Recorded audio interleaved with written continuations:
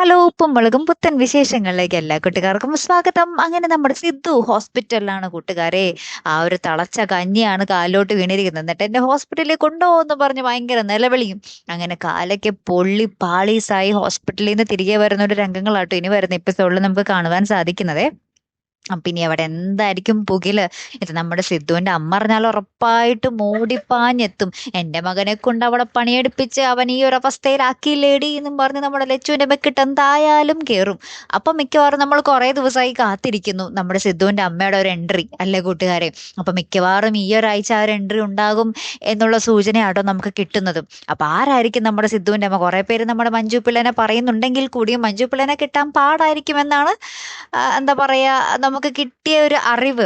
അപ്പൊ എന്തായാലും പകരം ആരായിരിക്കും നമ്മുടെ സിദ്ധുവിന്റെ അമ്മയായിട്ട് വരാൻ പോകുന്നത്? അങ്ങനെയാണെങ്കിൽ ഒരു കിടിലൻ എൻട്രി തന്നെ ആയിരിക്കും അല്ലെ.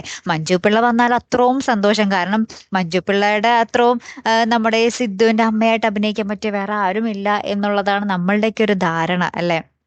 അപ്പൊ എന്തായാലും മാക്സിമം നമ്മുടെ മഞ്ജു പിള്ളനെ തന്നെ കൊണ്ടുവരാൻ നമ്മുടെ ഉപ്പുമുളകും ടീമിന് സാധിക്കട്ടെ.